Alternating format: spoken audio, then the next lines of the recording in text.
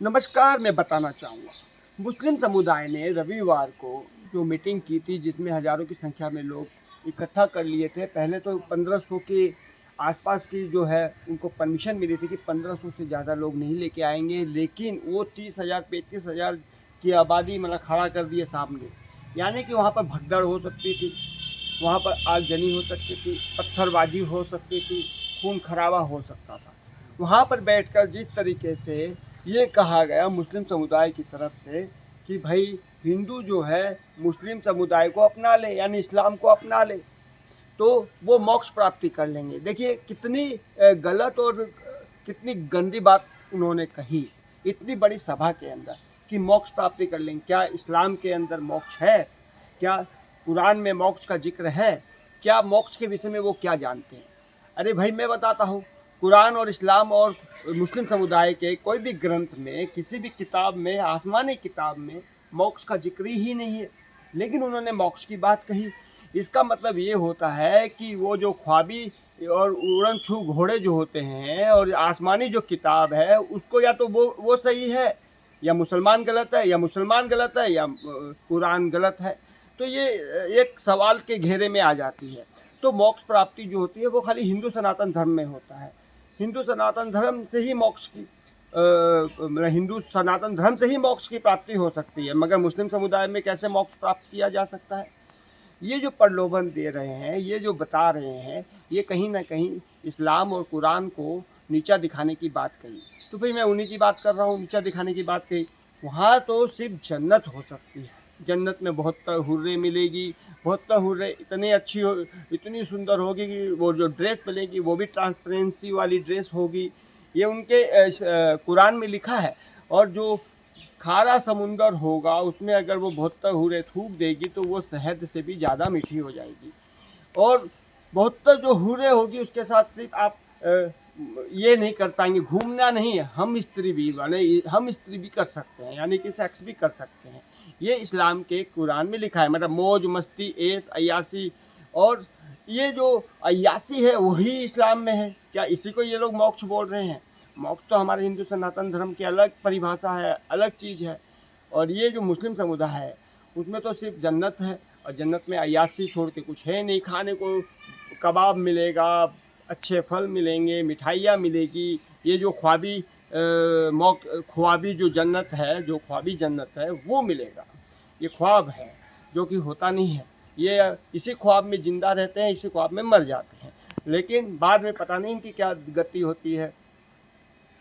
नीचे चले जाते हैं कब्र में, ज़मीन के नीचे, फिर उसके ऊपर लाश के ऊपर लाश, लाश के ऊपर लाश, लाश के ऊपर लाश चली जाती है, पता ही नहीं चलता है। तो मैं बताना चाहूँगा कि ये जो बैठकर मुस्लिम समुदाय अपने ही धर्म का जो मजाक उड़ाते हैं, अपने धर्म तो होता ही नहीं है उनका, मजहब होता है। अपने ही मजहबों का जो मजाक उड़ाते हैं वो देखिए किस तरीके से उड़ाते हैं। मोक्ष की बातें करते हैं, वो ये कहते हैं कि नरेंद्र मोदी जो है मुस्लिम समुदाय में आ जाए, मुस्लिम कलमा पढ़ ले तो हम उसको सर पे बिठा लेंगे। इसका मतलब है कि एक चीज़ समझ में आता है कि नरेंद्र मोदी की जो नीति है उससे ये खपा नहीं है। नरेंद्र मोदी मुसलमान हो जाए और उसका सारा गुनाह माफ़ हो जाए, ये कौन सा इस्लाम सिखाता है भाई? बड़ा गजब की बात है। यानी पॉइंट समझने का कोशिश करिएगा। अगर नरेंद्र मोदी अगर कलमा पढ़ ले, मुसलमान हो जाए, तो ये जो हंगामा कर रहे हैं सीए एनआरसी को लेकर, बुर्का को लेकर, तलाक को लेकर और कई स्पीकर को लेकर, जो मस्जिद के ऊपर बड़े बड़े लाउड स्पीकर उसको लेकर जो नोटंकी और तमाशा और दंगा फसाद, पत्थरबाजी, खून खराबा, बमबाजी ये कर रहे हैं मुस्लिम समुदाय, बोलते नरेंद्र मोदी इसमें कन्वर्ट हो जाए तो हम सब माफ़।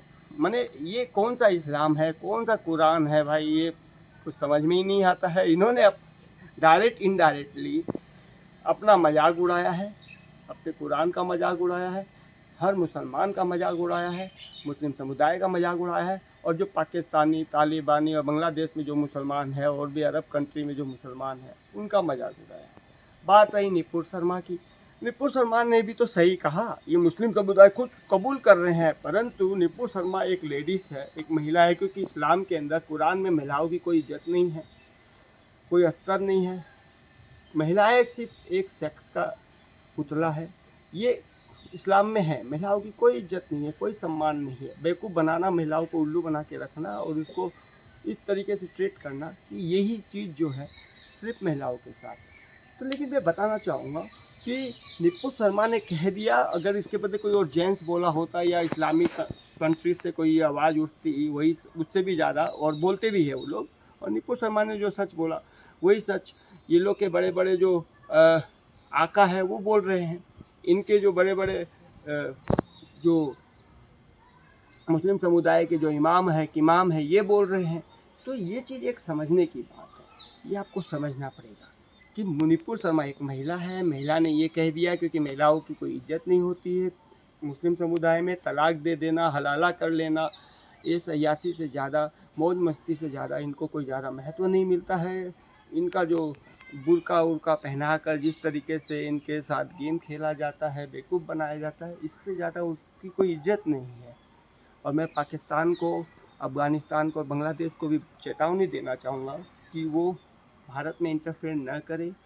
कि इस तरीके से आप भारत को नीचा दिखाने की कोशिश करते हैं, और जब नीचा दिखाने की कोशिश करते हैं और जब भारत से जवाब जाता है पाकिस्तान में, अफ़गानिस्तान में, तालिबानियों में और आतंकवादियों में, तो जैसे मछली जो होती है वो बिना पानी की तड़पड़ाती है, फड़फड़ाती है, उसी तरीके से पाकिस्तान भी फड़फड़ाने लगता है। तो ये आदत जो है छोड़ देनी चाहिए पाकिस्तानियों को।